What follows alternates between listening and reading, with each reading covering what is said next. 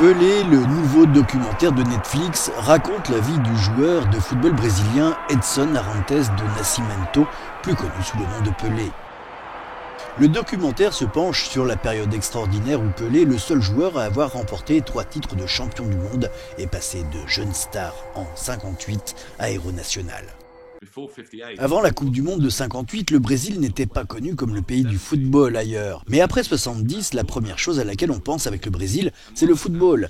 Et même si cela est dû à une génération de joueurs talentueux, Pelé a toujours été le facteur d'unification. Il a contribué à façonner l'identité culturelle d'une nation. Cela semble énorme à dire, mais je ne pense pas que ce soit si injuste dans ce cas.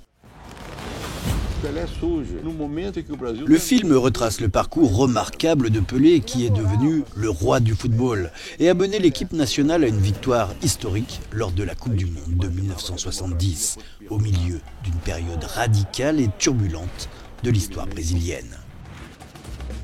Autre Brasil que se anunciava. Sempre me procuram para ver se posso apoiar lado ou outro.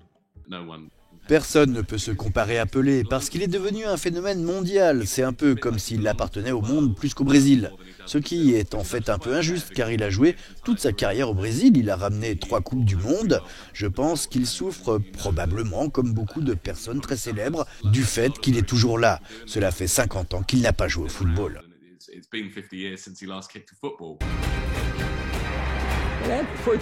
Le film vient de sortir, il est produit par le réalisateur écossais Kevin MacDonald qui vient de signer The Mauritanian avec Tahar Rahim.